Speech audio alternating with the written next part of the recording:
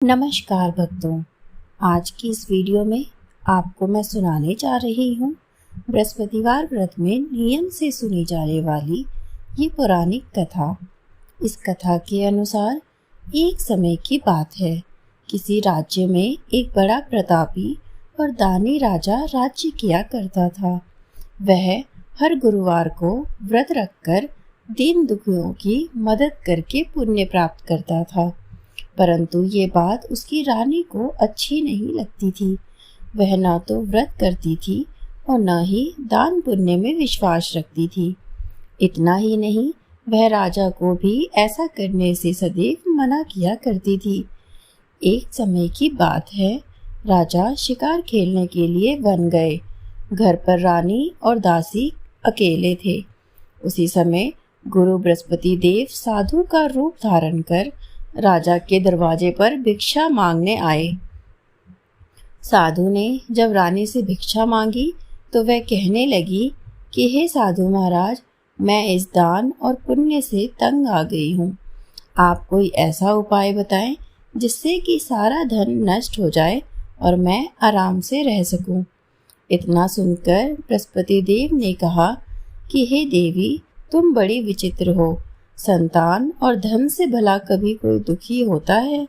अगर अधिक धन है तो इसे शुभ कार्यों में लगाओ। कुंवारी कन्याओं का विवाह कराओ। विद्यालय और बाग बगीचे का निर्माण कराओ, जिससे तुम्हारे दोनों लोग सुधर जाएं। परंतु साधु की इन बातों से रानी को बिल्कुल भी खुशी नहीं हुई। उसने कहा कि हे साधु महाराज, मुझे ऐसे धन की आवश्यकता नहीं है जिसे मैं दान दूं और जिसे संभालने में मेरा सारा समय नष्ट हो जाए। तब साधु ने कहा कि अगर तुम्हारी इच्छा है तो मैं जैसा तुम्हें बताता हूँ तुम वैसा ही करना। गुरुवार के दिन तुम घर को गोबर से लीपना, अपने बालों को पीली मिट्टी से धोना, राजा से हजामत बनाने को कहना, भोजन में मांस मदिरा का प्रयोग करना, कपड़े धोबी के यहाँ धुलने के लिए दे देना। इस प्रकार 7 बृहस्पतिवार करने से तुम्हारा समस्त धन नष्ट हो जाएगा। इतना कहकर साधु के रूप में बृहस्पति देव अंतर्ध्यान हो गए।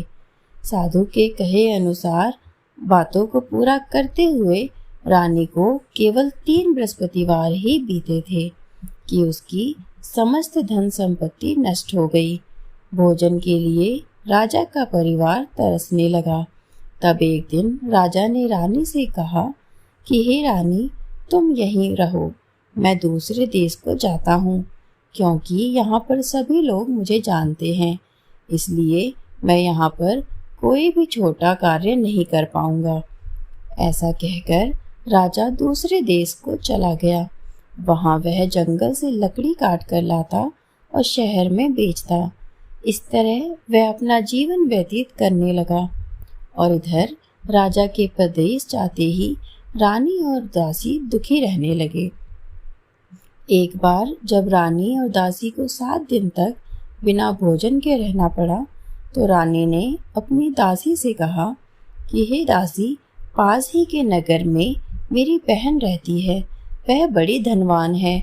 तू उसके पास जा और कुछ ले आ, ताकि थोड़ी बहुत गुजर बसर हो जाए। दासी रानी की बहन के पास गई। उस दिन गुरुवार का दिन था और रानी की बहन उस समय बृहस्पतिवार व्रत की पूजा कर रही थी और कथा सुन रही थी। दासी ने रानी की बहन को अपनी रानी का संदेश दिया, लेकिन रानी की बड़ी बहन ने कोई उत्तर नहीं दिया। जब दासी को रानी की बहन से कोई उत्तर न मिला तो वह बहुत दुखी हुई और अपने घर वापस आ गई। दासी ने वापस आकर रानी को सारी बात बता दी। ये सुनकर रानी ने अपने भाग्य को कोसा। उधर रानी की बहन ने सोचा कि मेरी बहन की दासी आई थी, परंतु मैं उससे नहीं बोली, इससे वह बहुत दुखी हुई होगी। कथा सुनकर और पूजा समाप्त करके वह अपनी बहन के घर आई और कहने लगी कि हे बहन, मैं बृहस्पतिवार का व्रत कर रही थी। तुम्हारी दासी मेरे घर पर आई थी, परंतु जब तक कथा होती है तब तक ना तो उठते हैं और ना ही बोलते हैं, इसीलिए मैं नहीं बोली। बताओ दासी, तुम वहाँ क्यों आई थी? रानी बोली कि बहन, तुमसे अब मैं क्या छुपाऊं, हमारे घर में खाने तक को अनाज नहीं है। ऐसा कहते कहते रानी की आंखें भर गई। उसने दासी समेत पिछले 7 दिनों से भूखे रहने की बात अपनी बहन को बता दी। रानी की बहन बोली, देखो बहन, भगवान बृहस्पति देव सबकी मनोकामना को पूर्ण करते हैं। देखो, शायद तुम्हारे घर में अनाज रखा हो। पहले तो रानी को विश्वास न हुआ, पर बहन के आग्रह करने पर उसने अपनी दासी को अंदर भेजा तो उसे सचमुच अनाज से भरा एक घड़ा मिल गया। ये देखकर दासी को बड़ी हैरानी हुई। दासी रानी से कहने लगी कि हे रानी, जब हमको भोजन नहीं मिलता तो हम व्रत ही तो करते हैं, इसीलिए क्यों ना इनसे व्रत और कथा की विधि पूछ ली जाए ताकि हम भी ये व्रत कर सकें। तब रानी ने अपनी बहन से बृहस्पतिवार व्रत के बारे में पूछा। उसकी बहन ने बताया, बृहस्पतिवार के व्रत में चने की दाल और मुनक्का केले की जड़ में अर्पित करें तथा दीपक जलाएं, व्रत कथा सुने और पीला भोजन ही करें। इससे बृहस्पति देव और भगवान विष्णु प्रसन्न होते हैं। व्रत और पूजा की विधि बताकर रानी की अपने बहन के घर वापस लौट आई। 7 दिन के बाद जब गुरुवार आया तो रानी और दासी ने व्रत रखा। वह गुड़साल में जाकर चना और गुड़ लेकर आई, फिर उससे केले की जड़ तथा विष्णु भगवान की पूजा की। अब पीला भोजन की चिंता को लेकर दोनों बहुत दुखी हो गई, क्योंकि उन्होंने व्रत रखा था, इसलिए बृहस्पति देव उनसे प्रसन्न थे।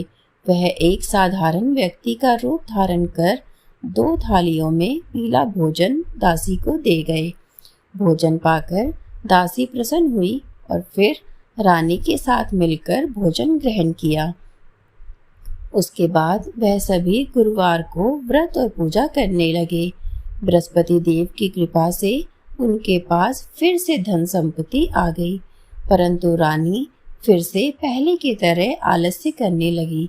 तब दासी बोली कि देखो रानी, तुम पहले भी इस प्रकार आलस्य किया करती थी। तुम्हें धन रखने में कष्ट होता था, इस कारण सभी धन नष्ट हो गया, और जब देव बृहस्पति देव की कृपा से धन मिला है तो तुम्हें फिर से आलस्य होने लगा है। रानी को समझाते हुए दासी कहती है कि हे रानी साहिबा, बड़ी मुसीबतों के बाद हमने ये धन पुनः वापस पाया है, इसलिए हमें दान पुण्य करना चाहिए, भूखों को भोजन कराना चाहिए और धन को शुभ कार्यों में खर्च करना चाहिए। इससे तुम्हारे कुल का यश बढ़ेगा, स्वर्ग की प्राप्ति होगी और पितृ प्रसन्न होंगे। दासी की बात मानकर रानी अपना धन शुभ कार्यों में खर्च करने लगी और इससे पूरे नगर में उसका यश बढ़ने लगा। अतः जो भी मनुष्य भक्ति भाव से बृहस्पतिवार का व्रत करता है, उसकी सभी मनोकामनाएं पूर्ण हो जाती हैं और उसका घर सदैव धन धान्य से भरा रहता है। बोलो बृहस्पति देव की जय हो। आशा है आपको ये कथा पसंद आई होगी, तो वीडियो को लाइक और चैनल को सब्सक्राइब जरूर करें।